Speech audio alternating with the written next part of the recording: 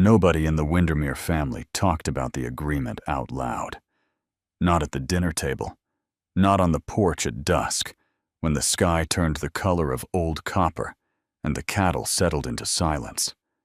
It was simply understood, the way certain things in ranch families always were, that Byron would honor it, because his father had given his word, and a Windermere word was the only currency that never lost its value out here. Byron had not argued. That was the part that bothered him most when he lay awake at night listening to the wind drag itself across the high grass. He had not argued, not fought it, not even asked the question that sat heaviest in his chest. He had simply nodded at his father's bedside, watching the old man's eyes search his face for resistance and find none, and that had been enough. The agreement stood. What he knew about Eola Surrency could fit inside a single breath. She was the youngest daughter of a rancher 2 counties west, a man his father had once called the most quietly powerful person he had ever shaken hands with.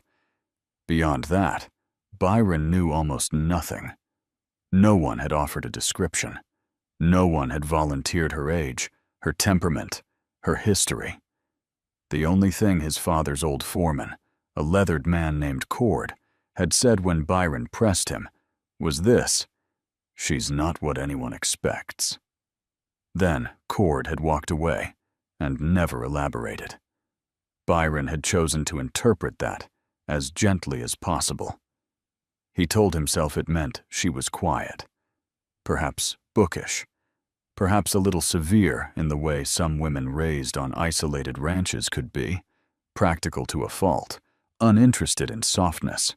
But he had built a version of her in his mind the way a man builds a fence, not because he wanted to, but because the open space made him uneasy. He was not proud of the picture he had drawn, but he had drawn it anyway. The morning of the wedding arrived the way most difficult mornings do, without drama, without warning. Just a pale gray light pushing through the bunkhouse window, and a rooster somewhere making its indifferent announcement to the world. Byron dressed slowly. His good shirt had been pressed and left folded on the chair by the door. His boots had been polished by someone who had done it quietly and without being asked. Small kindnesses had a way of feeling like pressure when a man was already carrying enough. He rode out alone. And the ranch hands had offered to accompany him, and he had declined with a short shake of his head that nobody questioned. The trail west took him through a corridor of old mesquite and across 2 dry creek beds before the land opened up into the wide, grass-pale expanse that belonged to the Surrency family. He had never been on this land before. It was larger than he expected. The fences were older but well kept, the kind of place that did not need to announce itself. A small church sat at the edge of the property, white-painted wood, modest steeple, the kind of building that looked like it had been placed there by someone who understood that faith in remote country needed a permanent address.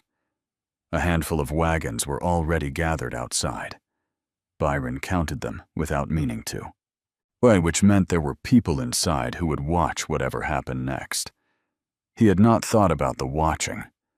He sat on his horse for a moment longer than necessary. Inside, the church smelled of pine resin and candle wax, and something faintly floral that he could not name.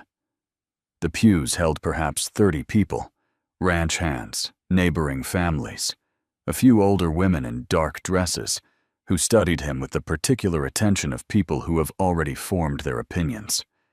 A minister stood at the front, patient and unhurried, the way men of his profession learned to be. Byron took his place. The doors at the back of the church remained closed. A minute passed, then another. He kept his eyes forward. He was aware of people watching the side of his face, and he gave them nothing to read. This was a skill the Windermere men had always possessed, the ability to stand still inside a moment that was moving around them.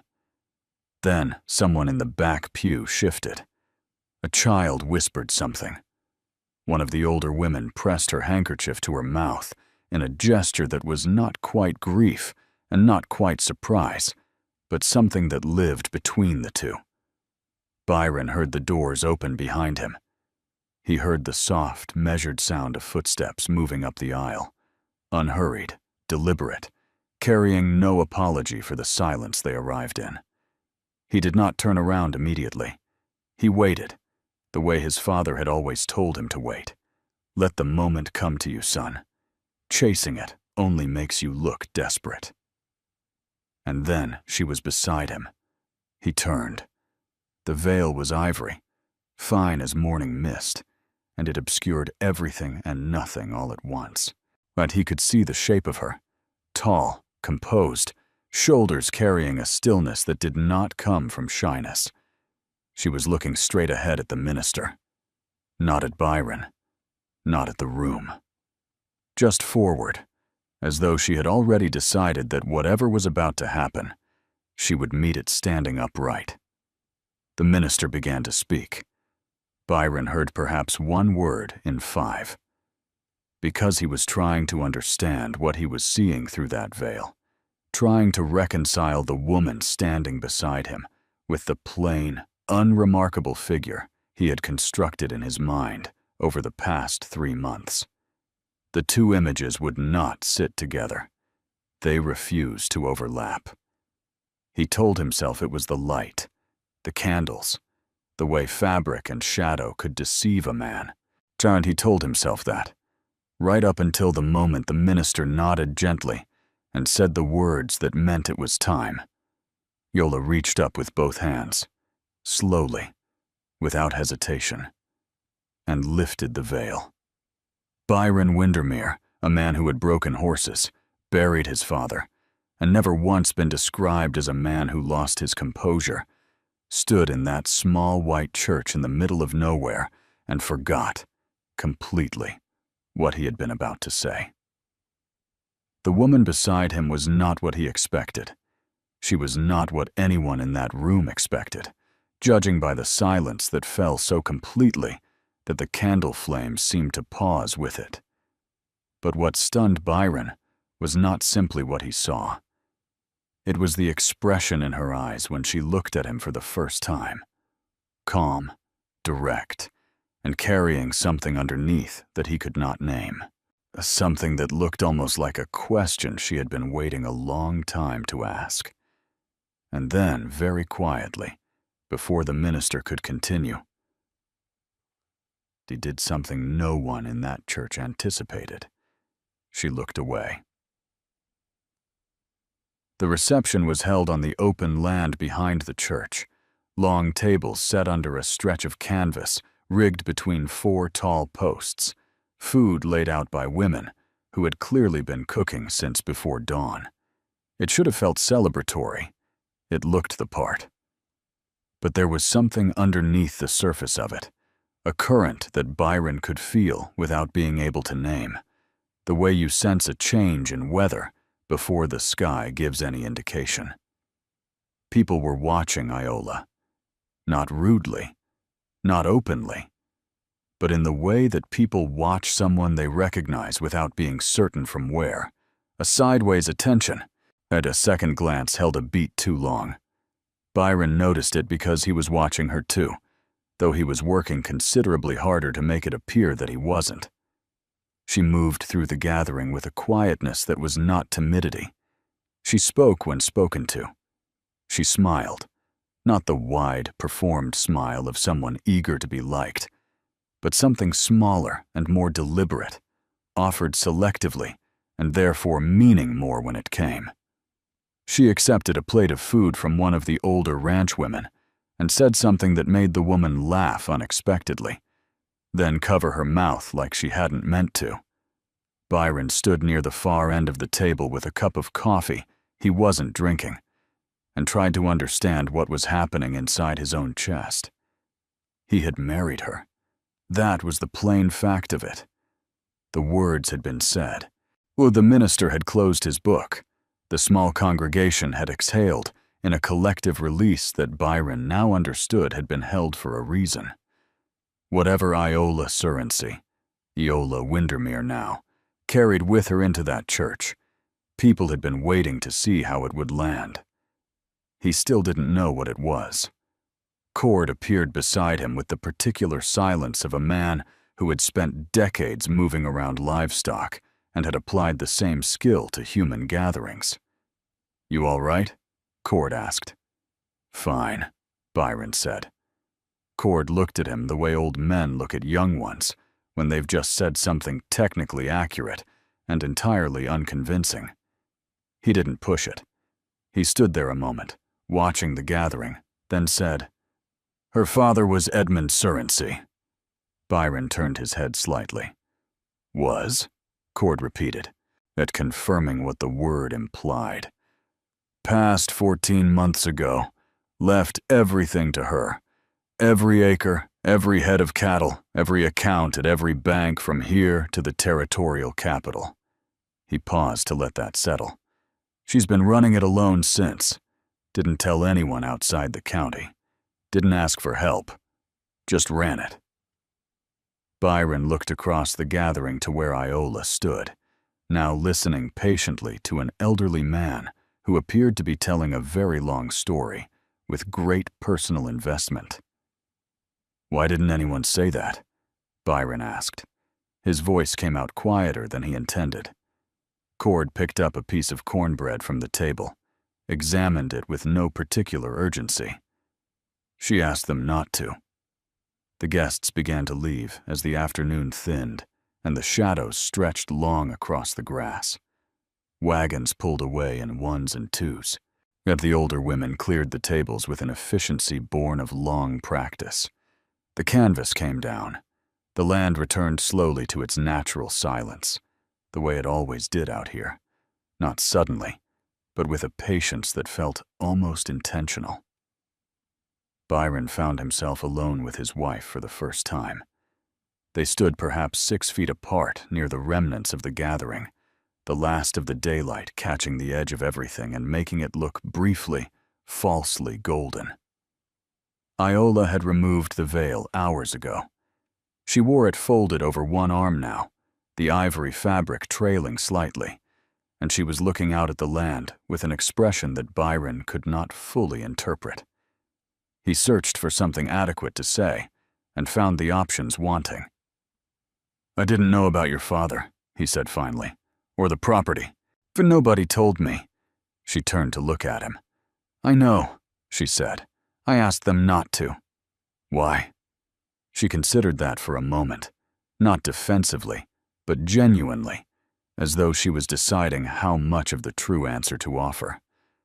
"Because I needed to know whether you would show up," she said. "Knowing nothing, having no reason beyond your father's word." Byron looked at her. "And if I hadn't?" Something moved across her expression. Not quite a smile, not quite relief. "Then I would have had my answer," she said simply, "and we both would have been spared considerably more complicated problems down the road." He didn't respond immediately. The wind moved through the high grass, and the last wagon disappeared around the tree line, and they were genuinely alone now in a way that felt different from any solitude Byron had experienced before. "Well, you were testing me," he said. It wasn't an accusation, just a recognition. "I was being careful," she corrected, gently but without apology. They rode back to the Surrency Ranch as the stars began to assert themselves in the darkening sky. Iola rode with a straightness in her back that spoke of long hours in the saddle from an early age. She knew the land under her horse's feet, the way Byron knew his own, instinctively, without needing to look down. The ranch house was larger than Byron had anticipated. 2 stories, stone foundation, wide porch wrapping around the front, and one side. It had the solidity of something built to last beyond a single generation, by someone who thought in those terms. Inside, lamps had been lit by someone who had anticipated their arrival. But the rooms were clean and spare, and carried the particular quality of spaces that have been lived in thoughtfully rather than carelessly. Iola showed him to a room on the upper floor without ceremony or awkwardness. She was matter-of-fact in the way that people are when they have made peace with a situation and simply intend to move through it honestly. "The house runs on a schedule," she said at the doorway. "I'll explain it tomorrow. There's a lot to learn, and no reason to rush all of it into one night." Byron nodded. Then, because something in him needed to ask, "Do you always make decisions this carefully?" She rested one hand on the doorframe and looked at him with those same direct eyes that had undone him in the church. "I used to make them quickly," she said. It didn't serve me well." She said goodnight and pulled the door gently closed behind her. Byron sat on the edge of the bed in the lamplight and stared at nothing for a long time. The something from her past announced itself 3 days later. It came in the form of a rider, well-dressed for this country, which itself was a signal. His horse was too clean. His jacket fit too well. He arrived at the front gate on a Tuesday morning while Byron was helping one of the ranch hands repair a section of fence line, and he asked for Iola by her previous name, which Byron noted, and by a familiarity in his tone that Byron noted more. Iola came out onto the porch. She saw the rider, and for the first time since Byron had met her, the composure she carried like a second skin shifted, not dramatically, yet not visibly to anyone who wasn't watching closely. But Byron was watching closely. She went still in a way that was different from her natural stillness. The rider smiled up at her from his horse. "Iola," he said. "It's been a while." She did not return the smile. "Mr. Aldine," she said. Her voice was level, perfectly level, the kind of level that takes considerable effort to maintain. "I heard you got married," Aldine said, letting his eyes drift briefly to Byron, with an assessment that was neither friendly nor openly hostile, just measuring. "Congratulations. I thought perhaps we might still have some unfinished business to discuss." "We don't," Iola said. Aldine tilted his head slightly. "I think you know that's not entirely accurate." The silence that followed was the kind that has weight. Byron set down the fence tool in his hand slowly and turned to face the rider fully. And Iola, without looking at Byron, said quietly, "Go inside, please." It was the first time she had asked him for anything. He did not move. Byron did not go inside. He stood where he was, fence tool still loose in his hand, and looked at Aldine with the particular patience of a man who has decided that whatever is about to happen, he intends to be present for it. It was not aggression. It was not performance. It was simply the quiet, unmovable quality that certain men develop after years of working land that does not forgive carelessness. Iola felt it before she saw it. She turned to look at Byron, just briefly, and something in her expression shifted in a way she did not fully control. Aldine noticed too. His smile adjusted itself slightly, and becoming more careful. "I don't believe we've been introduced," Byron said. His voice was conversational. Easy. The kind of easy that costs something to maintain. "Reginald Aldine," the rider said. "I'm an old acquaintance of your wife's family. Business, mostly." He said the last word with a looseness that implied it covered a considerable range of things. "What business?" Byron asked. Aldine glanced at Iola. "Perhaps your wife can explain the details. She understands them better than most." "I'm asking you," Byron said. The silence stretched long enough to become its own kind of answer. Aldine was not accustomed to being held in place by a question.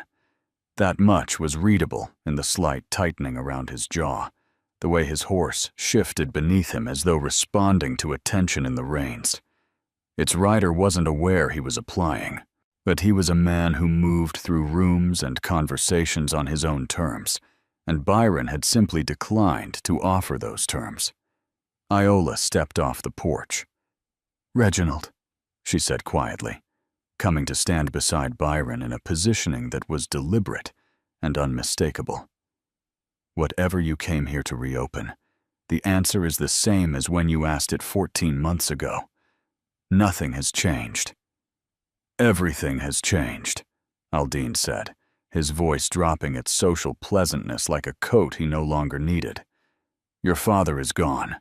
You've been running that property alone, which means the original agreement he refused is still sitting on the table. I have patient investors, Iola. Patient men do not stay patient indefinitely." "What agreement?" Byron said. Iola looked at him, and this time she didn't look away. They sat on the porch together that evening after Aldine had gone, sent away without resolution, but also without the victory he had ridden in expecting. The sun was pulling itself below the tree line, and the ranch had settled into its dusk routine, cattle moving slowly toward water, the hands finishing their last tasks with the unhurried rhythm of people at the end of a long day. Iola held a cup of tea she wasn't drinking. "My father refused to sell the eastern portion of the land," she said. 3,000 acres along the creek bed. Aldine represented a group of men who wanted it for water rights. They made the offer 4 times. My father refused 4 times. She paused. After he died, Aldine came back. He assumed I would be easier to move. "Was he right?" Byron asked. She looked at him steadily. "What do you think?" Byron almost smiled. "I think he rode away without what he came for. He'll come back," she said. "He always does. And now," she stopped, looked out at the land. "Now there are legal questions about the property that marriage complicates or simplifies, depending on how things are structured. My father's lawyer is working through it, but Aldine knows that too. He's not unintelligent." Byron was quiet for a moment. "Is that why you agreed to this?" he asked. "The marriage, protection for the land." It was the question that had been living underneath everything since the church. He had not asked it until now because he was not certain he wanted the answer. Iola turned her cup slowly in her hands. "It was part of the reason," she said. "What, in the beginning? And now?" She was quiet for long enough that the evening insects began their first tentative sounds in the grass below the porch. "Now I'm less certain about my original reasoning," she said quietly, "which is an uncomfortable position for someone who prefers to be certain." The weeks that followed moved with the rhythm of the land, which is to say, they moved according to what needed doing rather than what anyone felt like doing, and there was something clarifying about that. Byron learned the Surency Ranch the way he had learned everything difficult in his life, by showing up before he was ready and paying close attention. He learned that Iola rose before dawn without exception, because that she kept the ranch accounts in a leather ledger with a precision that would have impressed men twice her age with twice her experience, that she was harder on herself than on anyone who worked for her, and that the hands respected her for it, in the way that people respect someone who demands most from themselves first. He learned that she read in the evenings by lamplight, history mostly, occasionally law, and that she had strong opinions about water management that she expressed with a directness that still occasionally caught him off guard. He learned that she laughed rarely, but when she did, it was without reservation, and that it changed her face entirely, and that he had begun, without fully acknowledging it, to listen for it across whatever distance separated them at any given moment in the day. She learned him, too, and he saw it happening, the gradual accumulation of small observations, the way she began to anticipate his patterns.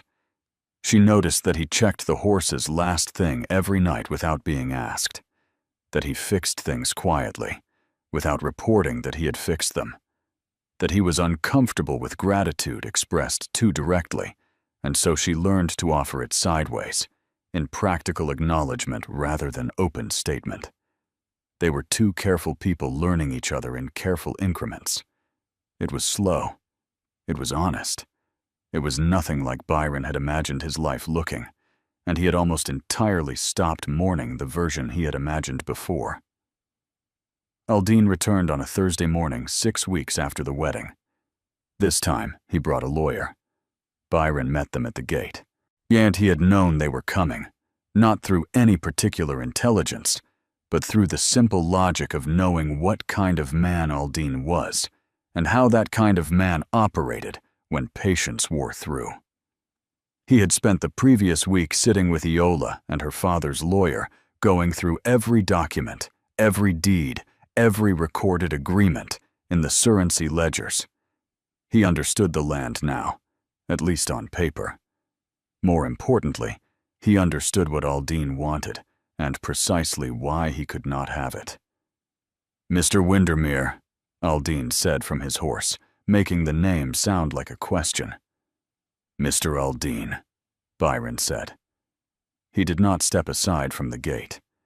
The lawyer, young, uncomfortable in the saddle, clearly more accustomed to offices than open country, cleared his throat. "Well, we're here regarding the matter of the eastern acreage and the water rights therein. As Mrs. Windermere's husband, you now have joint—" "I'm familiar with what I have," Byron said. "I'm also familiar with what you have, which is a verbal agreement that was refused in writing 4 times by Edmund Surrency and has no standing." He looked at Aldine directly. "You're welcome to test that in a territorial court. I understand the judge in this district is a thorough man." Aldine studied him for a long moment. "Your wife has been educating you," he said. "My wife is considerably more patient than I am," Byron said. "I'd take the offer she's prepared to make you for the southwest parcel, which is fair and documented, and ride back to wherever you came from before I stop being polite about this." They took the offer. Not immediately. Men like Aldine never concede immediately. It is a point of personal philosophy. But by the end of the following week, through the lawyer, the agreement was signed. The eastern acreage and its water rights remained Windermere land. Would remain so now, for considerably longer than either Iola or Byron would be alive to see. Iola read the signed document at the kitchen table on a Friday evening. She read it twice. Then she set it down and looked across the table at Byron with an expression he had not seen on her before, open in a way she rarely allowed, like a window that had been painted shut for years and had finally been worked loose. "Thank you," she said. Byron looked at her. "You would have managed it without me." "Yes," she said, "but I didn't have to." It was such a small thing to say, such a quiet, uncomplicated acknowledgement of a fact. But Byron understood, because he had learned her language by now, that for Iola Windermere, admitting she had not faced something alone was not a small thing at all. It was perhaps the most significant thing she knew how to offer. He reached across the table and covered her hand with his. She looked down at his hand, then back up at him. She did not pull away. The following spring, the Windermere Ranch, for that was what people in the surrounding county had taken to calling the combined property, understanding instinctively that it now operated as a single thing, welcomed its first child into the world on a morning that arrived with that particular clarity that certain spring mornings carry, as though the air itself has been washed clean overnight.